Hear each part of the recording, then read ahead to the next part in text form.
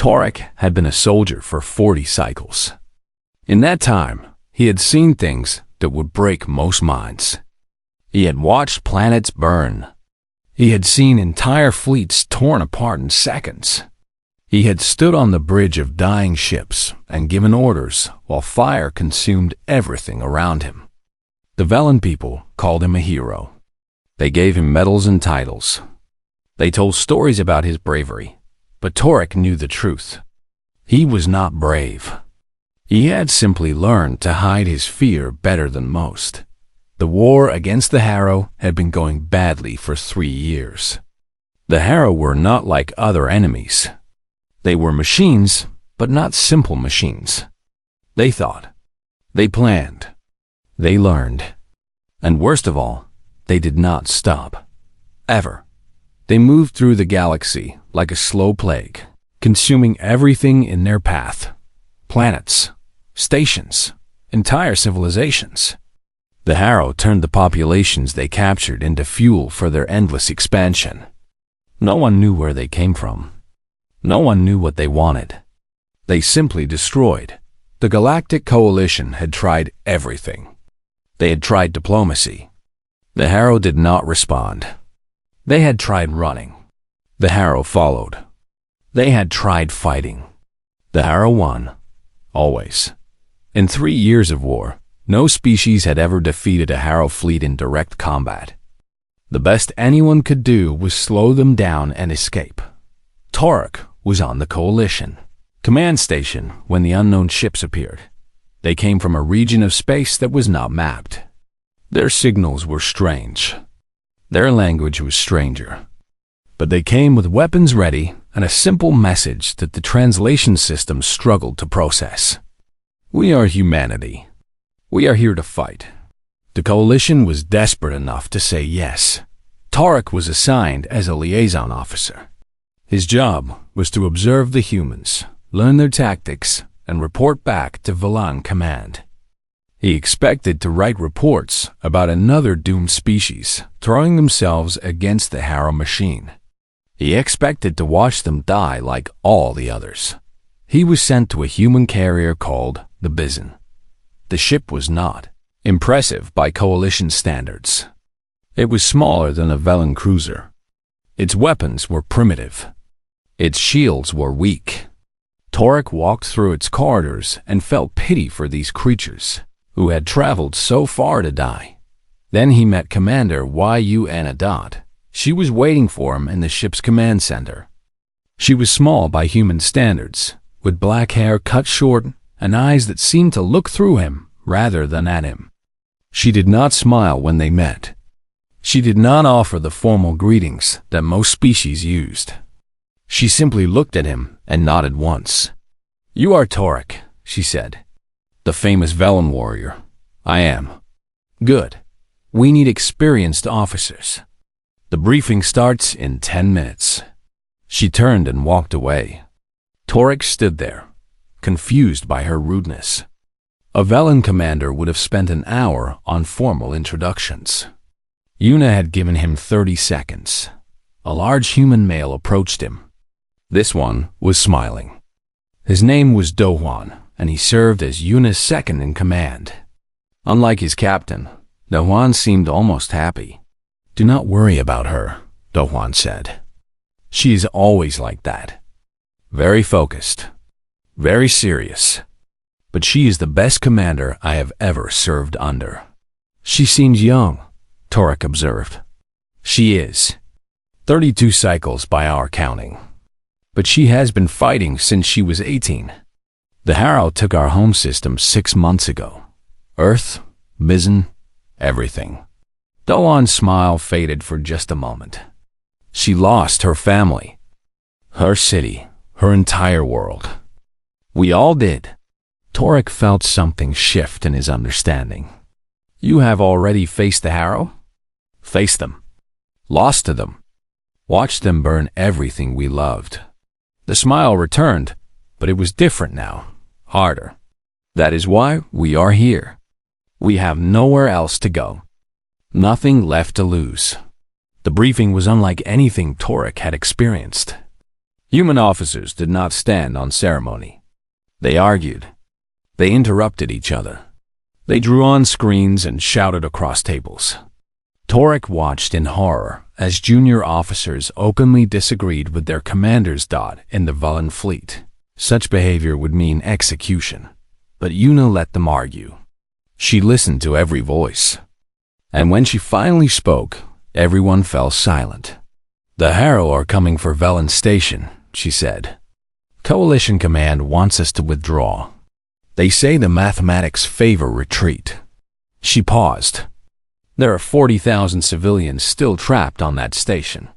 Coalition Command says they are acceptable losses," one officer reported.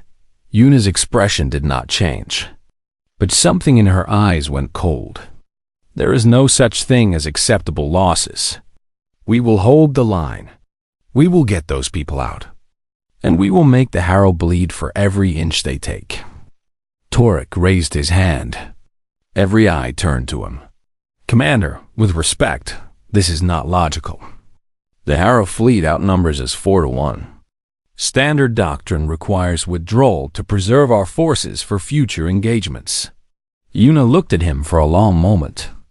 When she spoke, her voice was quiet but hard as steel. "Torek, let me explain something about humans. We do not care about standard doctrine. We do not care about mathematical odds. Those are our people on that station.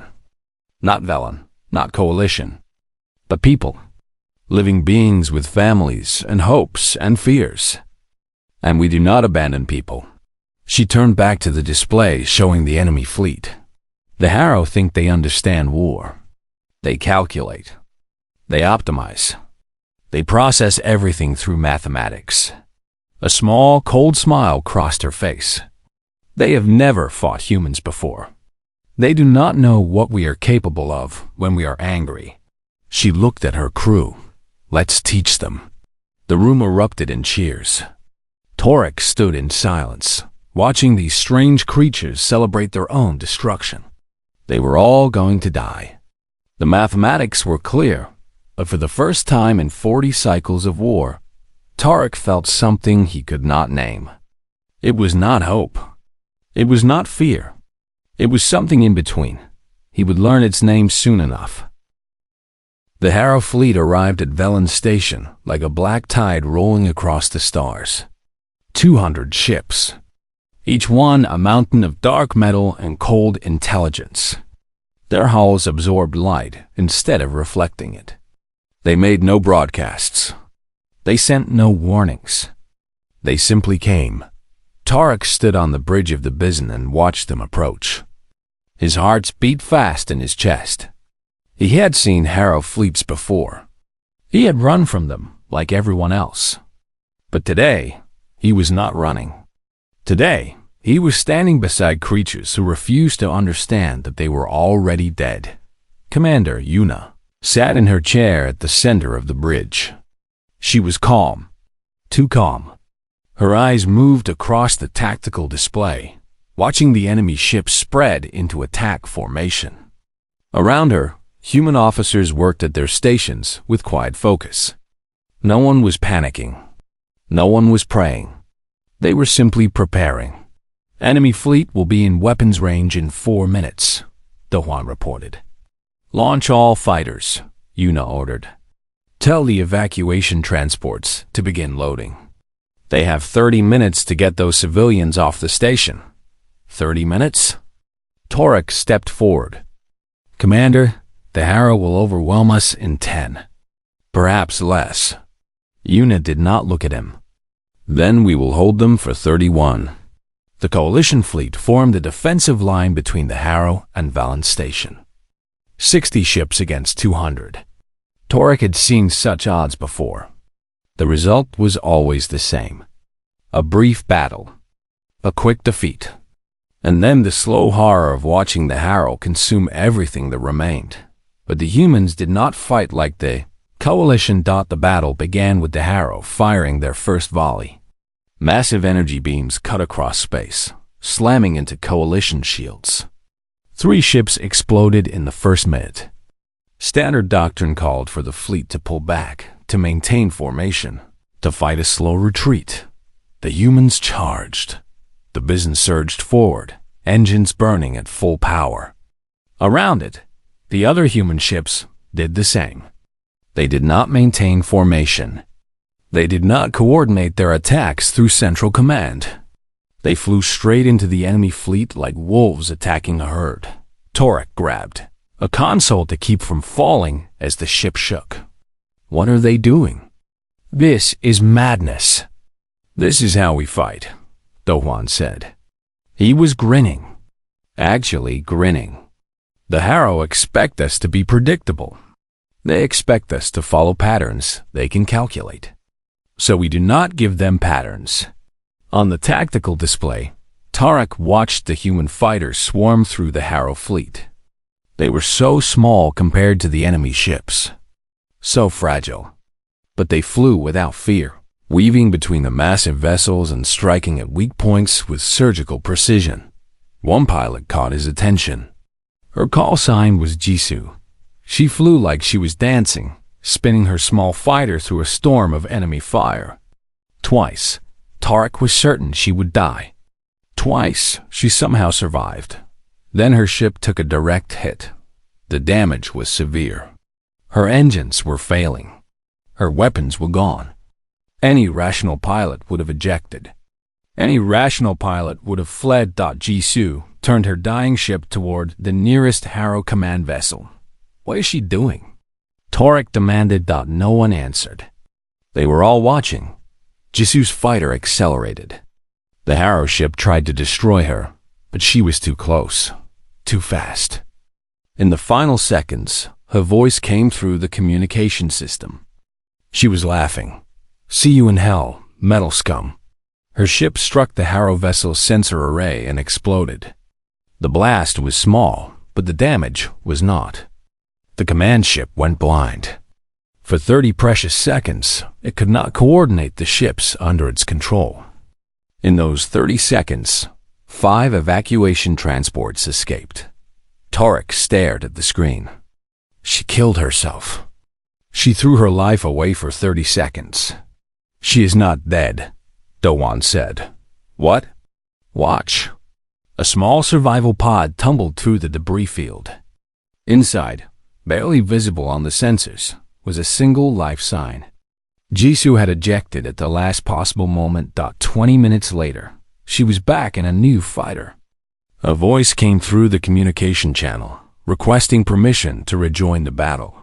She sounded annoyed that she had missed anything. Yuna granted permission without hesitation. The battle raged for 2 hours. The humans lost 11 ships. The Harrow lost 63. Every time a human vessel was destroyed, its crew fought until the very end. Some rammed their dying ships into enemy vessels. Others continued firing with broken weapons and failing systems. None of them surrendered. None of them ran. And the evacuation transports kept leaving. When the last transport cleared the station, carrying the final group of civilians, Yuna finally gave the order to withdraw. The remaining coalition ships fell back in good order. The Harrow did not pursue. For the first time in Tarek's memory, they simply stopped and watched the enemy leave. Tarek did not understand. The Harrow never stopped. They never let enemies escape. He found Yuna in the corridor after the battle. She was leaning against the wall, eyes closed. For a moment, she looked exhausted, human, fragile. Then she opened her eyes and saw him, and the steel returned. You have questions, she said. The Harrow let us go. Why? Yuna smiled. It was not a pleasant smile, because we cost them more than they expected. 63 ships is a significant loss, even for them. They are recalculating, trying to understand what went wrong with their predictions. And what went wrong? Us. She pushed off the wall and stood straight. The Harrow are intelligent, but they think in terms of mathematics. Acceptable losses. Optimal outcomes. They expected us to fight like the coalition. Defensive, cautious, rational. She laughed softly. Humans are not rational. We are stubborn. We are angry. And we do not count costs the way they do. Torek thought about Jisoo crashing her ship into the enemy, about the crews fighting until their last breath, about the complete absence of fear he had seen in human eyes. "You are all insane," he said quietly. "Probably," Yuna agreed. "But we are alive. And so are 40,000 Velen civilians who were supposed to die today." She started walking down the corridor. "Get some rest, Torek. This war is far from over. And you have not seen anything yet." She was right about that last part. That night, Torek wrote a new report for Velen Command. He deleted everything he had written before. He started fresh with a single observation. The humans are not what we expected. They fight without regard for their own survival. They take risks that no rational species would accept. And somehow, impossibly, they win. I do not understand them yet, but I am beginning to fear them, and I think that is exactly what they want. 3 months passed after the battle at Velen Station. Torek remained aboard the Bizan, no longer as a simple observer. Somewhere along the way, he had become part of the crew. He ate in their mess hall. He trained with their soldiers. He learned their strange customs and their stranger jokes. And slowly, piece by piece, he began to understand what made humans different from every other species in the galaxy. It started with small things. The way they named their weapons after dead loved ones. The way they wrote letters before every battle, not to say goodbye, but to make sure someone would remember their stories. The way they gathered together in the evenings and shared food and laughter, even knowing they might die the next day. Torek had fought alongside many species. None of them behaved like this. One evening, he found Hyok in the engine room. Hyok was the ship's chief engineer, an older human with gray hair and hands covered in scars from decades of work. He was repairing a plasma conduit that had nearly exploded during their last engagement. The work was delicate and dangerous, but Hyok performed it with steady calm. "You are always working," Torek observed. "Do humans not rest?" Hyok laughed softly. "Rest is for peacetime. We do not have that luxury." He adjusted a connection and watched the readings stabilize. "You have been with us for 3 months now. What do you think of humans?" Torek considered the question carefully. "I think you are the strangest creatures I have ever encountered. You fight when you should run. You laugh when you should cry. You treat death like an inconvenience instead of an ending." "That is a fair description." Hyok set down his tools and looked at Torek directly. "You want to understand why we are this way. Why we fight like we do." "Yes." The old engineer was quiet for a long moment. When he spoke, his voice was different, softer, heavier with memory. "My grandfather lived through something called the Guanju Uprising. This was on Earth, before we had space travel, before we knew other species existed. Our own government sent soldiers to kill its own people. Students, workers, children." Hyok's hands tightened slightly. "My grandfather was 17 years old. He watched his friends die in the streets. He was shot twice and left for dead. What did he do? He got up. He kept fighting, not because he thought he could win. The government had tanks and guns and an entire army. My grandfather had rocks and broken bottles." Hyok smiled sadly. "He fought because stopping meant his friends died for nothing. He fought because surrender was worse than death." Torek felt something cold move through him. "Your species has always been like this. Always. Our history is written in blood and defiance. We have faced extinction many times. Natural disasters, plagues, wars. Every time, someone told us to give up. Every time, we refused." Hyok picked up his tools again. "The Harrow think they can calculate us. They think they can predict human behavior through mathematics. But they do not understand the one thing that drives us more than anything else. What is that? Hyok looked at him with eyes that had seen too much. Spite. The word did not translate properly. Torek asked for an explanation. Spite is when you keep fighting not because you can win, but because you want your enemy to suffer for what they did. It is when you make them pay so much for victory that winning feels like losing. Hyok returned to his work. The Harrow took our home. They killed billions of our people. They burned everything we loved. And now they expect us to surrender? To give up? He laughed bitterly. We will make them regret ever finding us, even if it costs us everything. That night, Tarek could not sleep.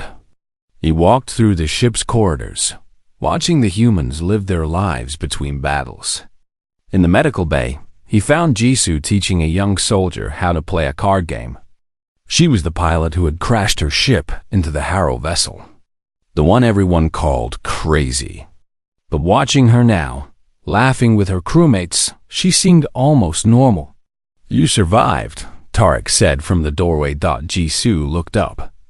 Her smile was quick and bright. I always do. Death keeps trying to catch me, but I am faster. You should be dead. What you did was impossible. Many things are impossible until someone does them. She returned to her cards. You worry too much, Felon. Worrying is a waste of energy. Better to save that energy for fighting. Torek watched her for a moment longer. Are you not afraid? Of dying? Of losing everything? Jisoo's smile faded slightly. She put down her cards and looked at him with eyes that were suddenly much older than her face. I am terrified, she said quietly. Every time I climb into my fighter, I think this might be the last time. Every time I close my eyes, I see the faces of friends I have lost. She paused. But fear is not a reason to stop. Fear is just a feeling. I can be afraid and still fight. I can be terrified and still refuse to give up. Why? Because my grandmother taught me something before the Harrow killed her. She said that courage is not the absence of fear. Courage is being afraid and doing what needs to be done anyway. Jisoo picked up her cards again. The Harrow feel nothing. They do not know fear or love or hope. That is supposed to make them strong. But I think it makes them weak. They cannot understand why we keep fighting. They cannot predict what we will do. And that confusion? That is our greatest weapon. Torek left the medical bay with more questions than answers. But he was beginning to see the shape of something. A truth about humans that no report could capture. No analysis could explain. They were not fearless. They were full of fear. But they had learned to use that fear like fuel. They burned it to keep fighting when any other species would have surrendered. He found Yuna on the observation deck, staring out at the stars. She was holding a small photograph in her hands. The picture showed a city by the ocean, buildings shining in the sunlight. Beautiful, peaceful, gone. Bizen? Torek asked. Yuna nodded. Home, or it was. Why do you keep looking at it? To remember why I fight. She tucked the photograph away. The Harrow think we are fighting to survive. They are wrong. We are fighting to make them pay. Every ship we destroy. Every soldier we kill. Every second we delay their advance. It is all part of a debt they owe us. Her voice was cold and hard. And we will collect. No matter how long it takes. No matter what it costs. Torek believed her. And for the first time, he understood why the Harrow should be afraid. Korath was the last wall. Behind it lay the inner systems of the Coalition. Billions of lives. Dozens of species. Everything that remained of galactic civilization. If Korath fell, the war was over. The Harrow knew this. They sent everything. Tarek stood on the bridge of the Bizen and felt his heart stop as the enemy fleet emerged from space. He had thought he understood what the Harrow were capable of. He had been wrong. This was not a fleet. This was an ocean. Ships beyond counting, stretching across the void like a wall of darkness. The sensors could not display them all. The numbers kept climbing until the display simply read, "Error." "How many?" Dohan asked quietly. The tactical officer, Yunji, answered without emotion. "Over 3,000 confirmed. Possibly more. They are still arriving." The coalition fleet defending Korath numbered 400 ships. Less than an eighth of what they faced. Coalition Command sent the expected order. Strategic withdrawal. Preserve forces. Abandon Korath and regroup in the inner systems. Buy time for evacuation. Accept the loss. Commander Yuna read the order in silence. Then she turned off the communication console. "We are not leaving," she said. The bridge was quiet. No one argued. No one questioned. They had all served with Yuna long enough to know that she meant what she said. "Commander," Torek spoke carefully, "the mathematics here are clear. We cannot win this battle. We cannot even slow them down. If we stay, we die. All of us." Yuna looked at him. Her eyes were calm. Peaceful, almost. It was the most frightening thing he had ever seen. "Torek, how many people live in the inner systems?" He calculated quickly. "Approximately 32 billion. And if Korath falls, how long before the Harrow reached them?" "Weeks, perhaps less." Yuna nodded. "Then we hold. We hold until those people have time to evacuate. We hold until every transport is full and every child is safe. We hold until there is nothing left of us to hold anymore." She turned to face her crew. "I am not asking you to win. I am asking you to buy time. Every hour we survive is an hour those people have to live. Every ship we destroy is one less ship hunting them." She activated the fleet-wide communication channel. Her voice carried to every ship in the coalition fleet, human and alien alike. "This is Commander Yuna of the Bizan. I know what Coalition Command has ordered. I know the mathematics say we should run, but I'm not going to run. And I am asking you to stay with me." Her voice was steady, strong, unafraid. "The Harrow have never been stopped. That is what everyone says. They have destroyed countless civilizations. They have burned countless worlds. They are supposed to be unstoppable." She paused. "But they have never faced a force that refused to count the cost. They have never fought an enemy that would rather die than retreat." On screens across the fleet, captains of every species listened. Torek watched their faces. He saw fear. He saw doubt. But he also saw something else. Something that looked like hope. "I am not promising you victory," Yuna continued. "I am not promising you survival. I am promising you something better. I am promising you that if we stand here, together, we will become something the Harrow cannot understand. We will become a wall they cannot break. A fire they cannot extinguish." She let the words settle. Then she spoke the final truth. "We are all going to die someday. Every one of us. The only question is whether we die running or standing.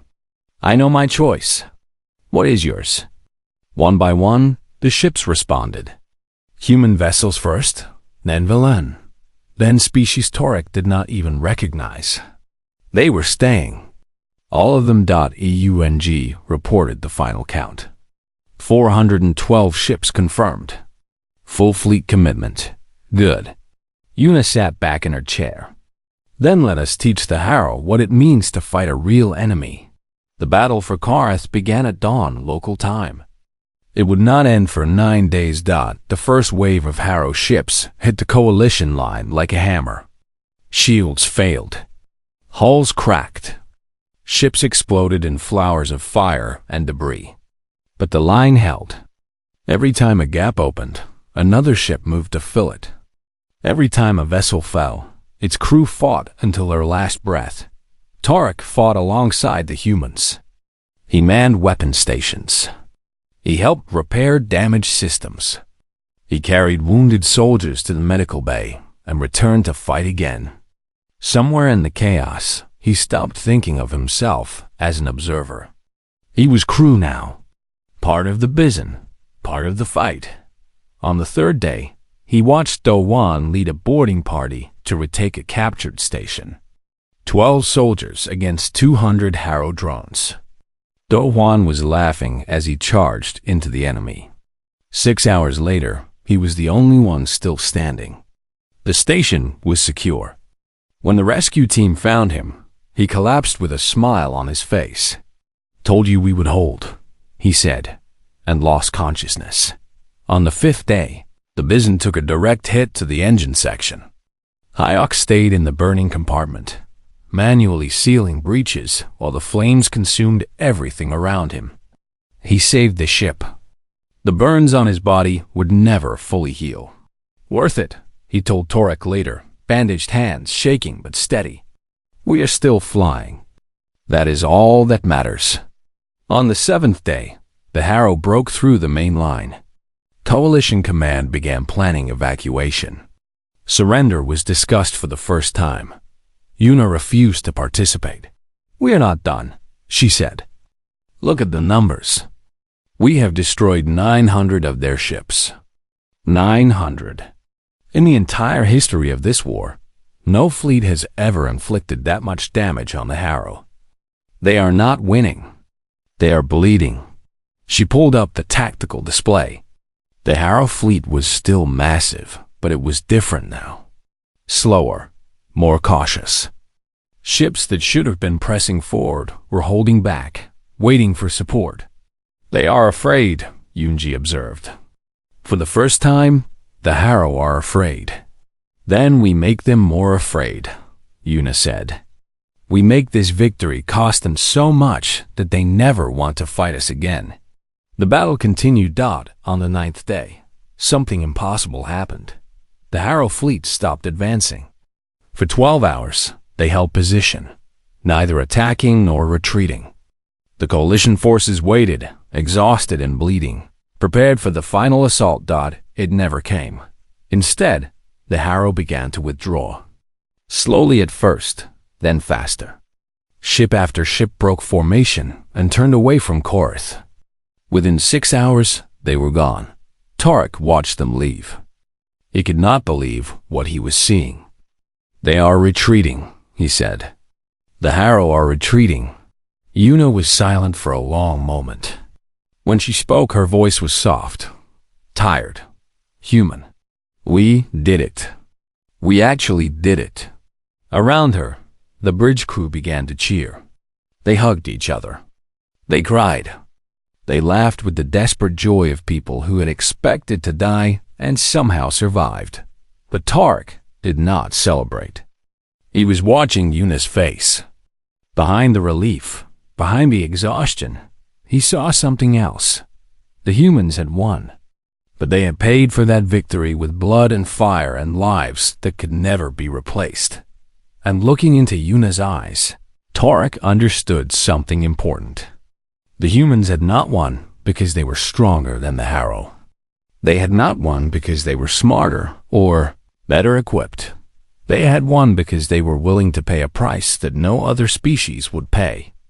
They had won by making victory more expensive than defeat. And that was the most terrifying thing Tarek had ever seen. The war did not end at Korath.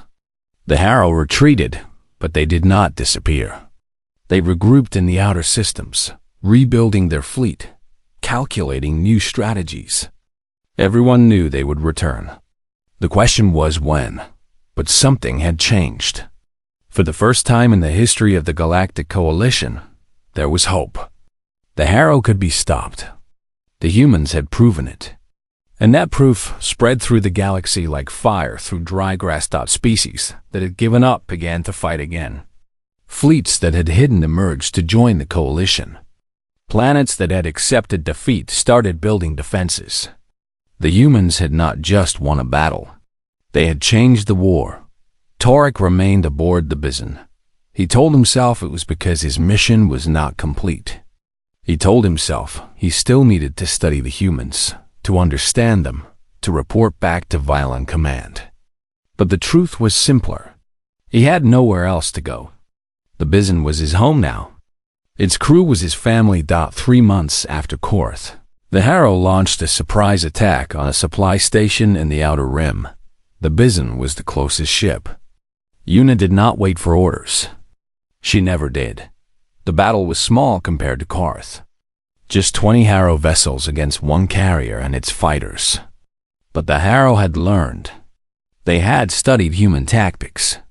They came with new weapons and new strategies designed to counter the chaos that humans thrived in. It did not matter. Tarek watched Jisoo fly through a storm of enemy fire. A fighter dancing between death with moves that should have been impossible. He watched Dohan, still recovering from his wounds, lead a boarding party onto a Harrow command ship and capture it intact. He watched Hayok keep the engines running through damage that should have destroyed them twice over, and he watched Yuna. Near the end of the battle, the Bison was boarded. Harrow drones cut through the hull and poured into the corridors, hunting for the bridge, hunting for the commander who had humiliated them at Korth. Una gathered what crew she could find and went to meet them. Torek fought beside her. He had never seen combat up close like this. The Harrow drones were terrifying. Tall metal bodies with too many limbs. Cold sensors that tracked every movement. Weapons that could cut through armor like paper. They felt no fear. They felt no pain. They were perfect killing machines. The humans cut through them anyway. Una fought with a rifle until it ran out of ammunition. Then she fought with a pistol until that was empty too. Then she drew a knife and kept fighting. She was bleeding from a dozen wounds. Her movements were slower now, heavy with exhaustion. Any rational person would have retreated. Any rational person would have called for backup and waited. Yuna charged. Tark tried to follow her.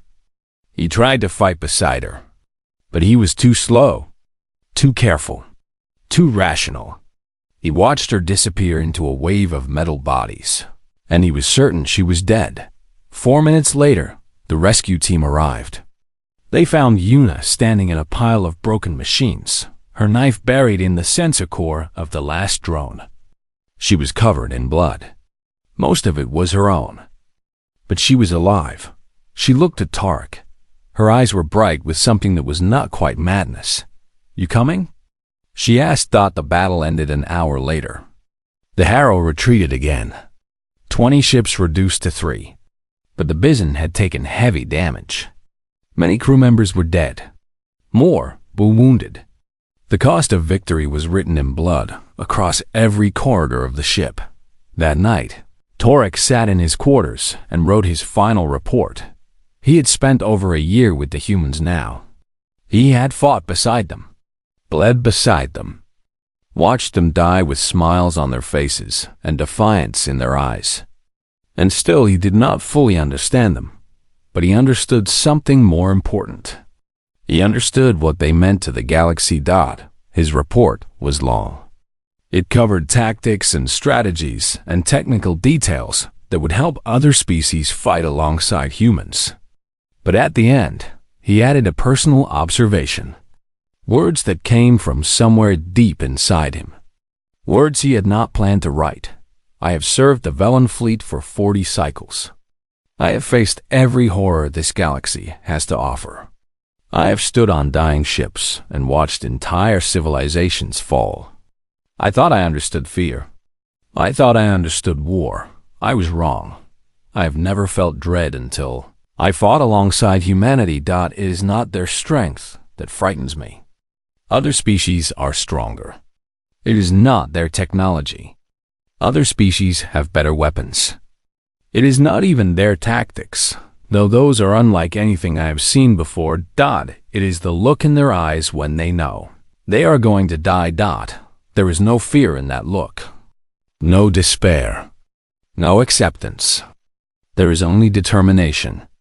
A cold, burning certainty that death is not the end. That even if they fall, their fight will continue. That the enemy will pay for every life taken. I have seen Commander Yuna smile while bleeding. I have seen Dawan laugh as he charged into impossible odds. I have seen young Jisu crash her ship into the enemy and climb back into another one like death itself was an inconvenience. The Harrow are machines. They calculate. They optimize. They pursue victory through mathematics. They are supposed to be the perfect enemy, cold, logical, unstoppable, but they cannot model humans. They cannot predict creatures who fight not to win, but to make victory too expensive. They cannot understand a species that would rather die standing than live kneeling. The humans call this spite. I have no word for it in my language, but I have seen it. I have felt it. And I know now that it is the most powerful weapon in the galaxy. The Harrow will return. They always do. But for the first time in this war, I believe they can be stopped. Not because we are stronger than them. Not because we are smarter. Because we have humans on our side. And humans do not know how to give up. They do not know how to surrender. They do not know how to accept defeat gracefully and move on. They only know how to fight. And fight. And fight. Until there is nothing left of them or nothing left of their enemies. That is what dread feels like. That is what it means to stand beside humanity in war. The knowledge that you are fighting alongside creatures who have looked into the void and decided to punch it in the face. I am honored to serve with them. I am grateful to call them allies. But I will never stop being afraid of them, because anyone who is not afraid of humans has not truly seen them fight. Tarek finished his report and sent it to Val in command. Then he walked to the observation deck, where Yuna was standing alone, staring at the stars. The Harrow will come back, he said. I know, and we will fight them again. Yes. Tarek stood beside her in silence for a long moment. Then he asked the question that had been burning in his mind since Korath. Do you think we can win? Truly win? End this war forever? Yuna was quiet. When she finally spoke, her voice was soft, human, fragile and strong at the same time. I do not know. Maybe. Maybe not. She turned to look at him. But I know this. As long as one human is still breathing, we will keep fighting. And even if we lose, we will make sure the Harrow remember us. We will write our story in their memory banks. We will become a warning to every enemy who comes after them. She smiled. It was not a happy smile, but it was real. That is what it means to be human, Tarek. We are small. We are brief. We are fragile. But we do not go quietly. We rage against the darkness until our last breath. And sometimes, just sometimes, the darkness blinks first. Tarek looked at her. At this small, wounded creature who had faced impossible odds and refused to break. At this human who had taught him what true courage looked like. I am honored to fight beside you, he said. The honor is mine. Yuna turned back to the stars. Now get some rest. Tomorrow we have work to do. Tarek left the observation deck. Behind him, Yuna remained, watching the endless void, waiting for the enemy to return. And somewhere in the darkness, the Harrow were calculating. They were learning. They were afraid, for the first time in their existence. The machines knew dread, and they had humans to thank for it.